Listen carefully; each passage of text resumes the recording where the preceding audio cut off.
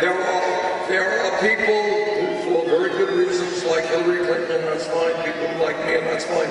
But if we talk about the issue of which candidate is best able to defeat Donald Trump, there really should not be a whole lot of debate about that.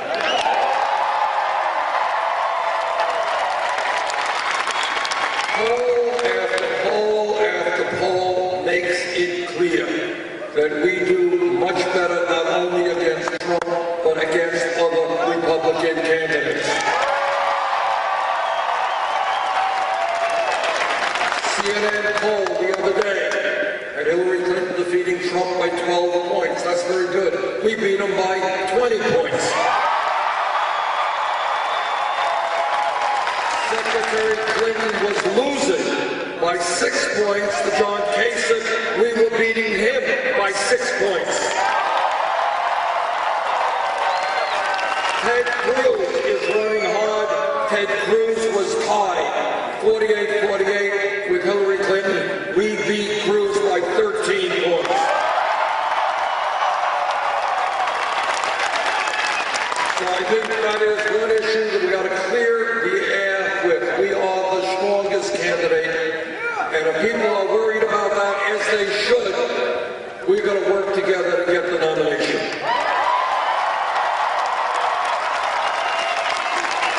Number two, we are gaining a lot of momentum. Just in the last week, we have closed the gap with Secretary Clinton by about 25 delegates. We won overwhelming, unbelievable victories in Utah and Idaho with 75% of the vote.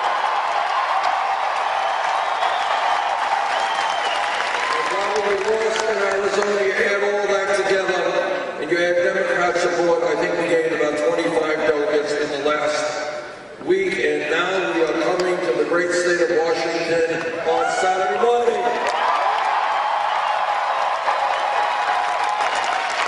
What we have found in this campaign is something very interesting, and that is we do well when there is a large voter turnout. We do poorly when there is a low voter turnout. In other words, when working class people and young people, people who have not often been involved in the political process, stand up and come out, we do well. But when they don't, we don't. So I would ask all of you on Saturday morning, I guess the caucuses begin at 10, get there earlier, bring out your friends, your uncles and your aunts. Let's have a great turnout, a record-breaking turnout.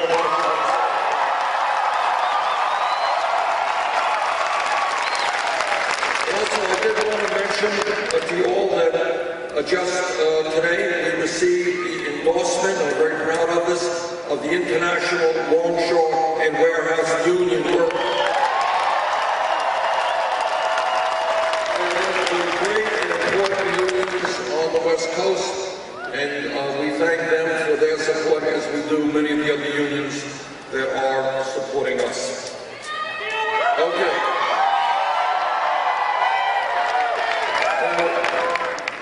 What this campaign is about and why I believe we are doing as well as we are, is we are treating the American people with intelligence.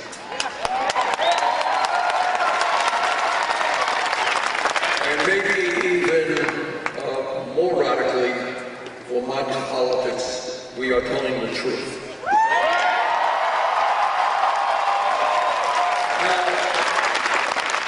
What the truth is, whether it's in our personal lives or whether it's in our political lives, the truth is not always pleasant. So I can come before you and tell you some jokes and tell you about all the people who are supporting me. And maybe we have some music and all that stuff, and I get votes. But that's not what we're trying to do. What we are trying to look at the harsh realities of American life. And by the way, those realities do not appear on television very often. And one of the points that we have made throughout this campaign is when we deal with the reality of American life, you can't count on media to tell you that reality. You have got to go into your own hearts and souls and determine what that reality is. You make that reality, you analyze that reality, not the stuff that you see on television, because that often is not the reality facing this country.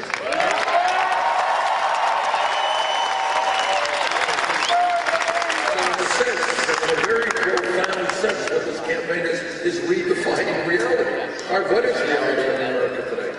Number one, everybody here in this room believes in democracy. We appreciate so much, and I speak to you as the former chairman of the Senate Committee on Veterans Affairs. We appreciate so much the sacrifices men and women in the military have made for so long in defending American democracy. In San Diego the other day, and I was introduced to a man in a wheelchair. I believe he was in his late 90s, and he fought in World War II, and you get chills in your own body meeting somebody whose courage has helped save America. But when we talk about democracy and the sacrifices that so many people have made, here is a truth that everybody here has got to appreciate, not a pleasant truth. And that is, as a result of this disastrous Supreme Court decision on Citizens United, we now have a corrupt campaign finance system which is undermining American democracy. Democracy, we have had a long, long road that we've traveled since the inception of this country in terms of what democracy means. You all know that when this country was founded, the only people who could vote were wealthy white males. And the struggle for hundreds of years has been to expand democracy. That has been the struggle. And yet today, as a result of this Citizens United Supreme Court decision, what we are seeing is billionaires buying elections. What this campaign is about is asking the American people not to take what we see in front of us, the status quo of our lives.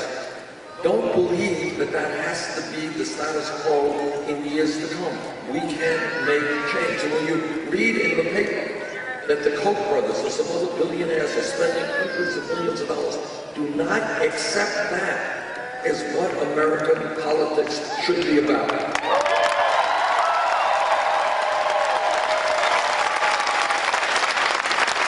Billionaires buy elections, or try to buy elections. That is not democracy, that is oligarchy. And we will not allow that to take place.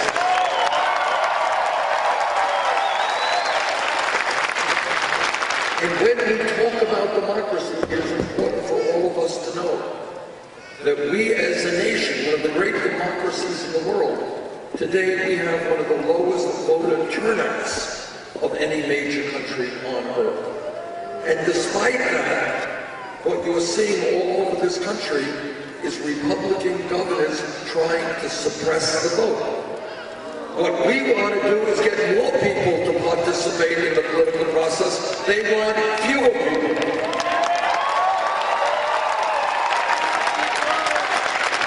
So they have passed all kinds of legislation that makes it harder for people of color, makes it harder for young people, for old people, for poor people to vote. And that is absolutely disgraceful. And I say to those Republican governors, those cowardly Republican governors, if you are afraid to participate in a free and fair election where everybody can vote, you should get out of politics and get another job.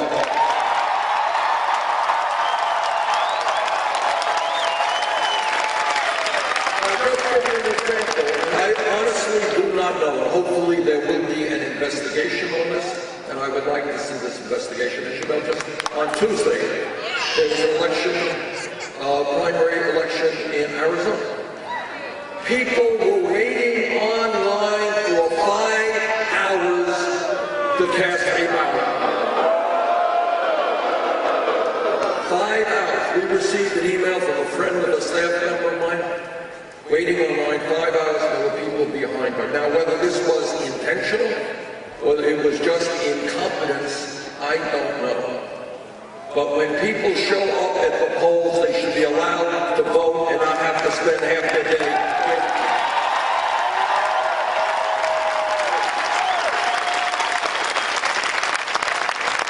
And that is why, together, one of our great missions, and it ties into everything else, if we have a large voter turnout, if working class people and young people participate, in November of 2014, the last general election we had, 63% of the American people didn't vote, 80% of young people didn't vote.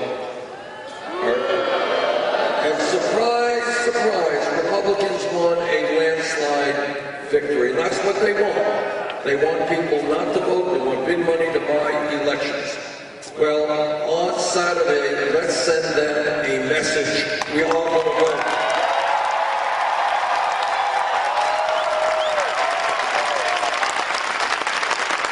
There's a lot of talk lately about Supreme Court nominees, and I certainly support the President's effort to get his nominee seated. But let me say this. The nominees that I will bring forth to the Supreme Court will have to be loud and clear. They will vote to overturn Citizens United.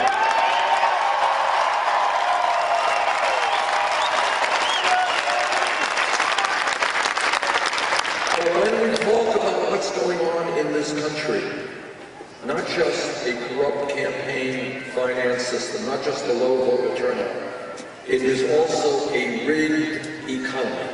A rigged economy. What do I mean by that? What I mean by that is what you're again not going to see terribly often on television.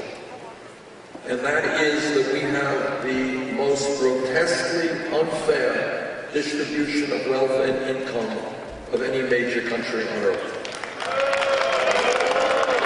Now, you know, in every society, and probably it always will be, they're going to be rich and poor and people in the middle. But here's what you got today in America. You have the top 1/10 of 1%, not 1%, 1/10 of 1%, now owning almost as much wealth as the bottom 90%. And if you think about it, that is pretty unbelievable. And then you got the top 20 people owning more wealth than the bottom half of America, 150 million Americans. When you talk about the rigged economy, it is not only distribution of wealth and income. That's part of it. But it is the fact that the rich get richer while many people in the middle class and working class get poorer. Let me give you one example of what I mean. And I could give you a dozen. But here's one example. The wealthiest family in America is who? Anyone know? Smart group of people. Walton family owning Walmart is the wealthiest family in America. The wages that they pay their workers are so low that many of their employees are forced to go on food stamps, Medicaid, and subsidized housing.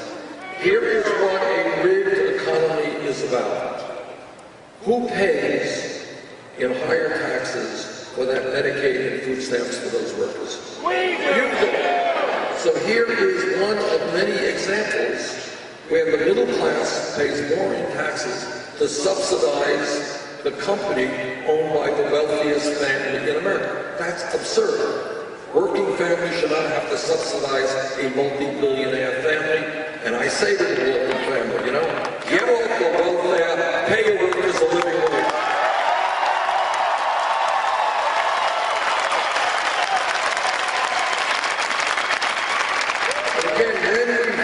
Outside of the box.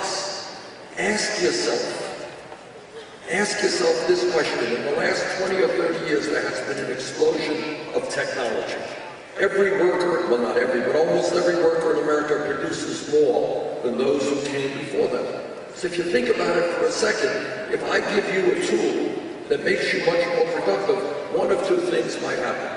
You're producing more, you're going to work fewer hours, or you work the same hours and make more money. The truth is, for many millions of people in this country, the very opposite is true. Despite increased worker productivity, people are working longer hours for lower wages.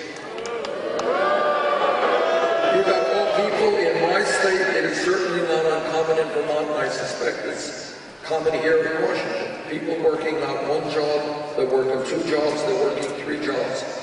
We don't talk about it at all, media does not discuss it, but people in America, all people work the longest hours of any people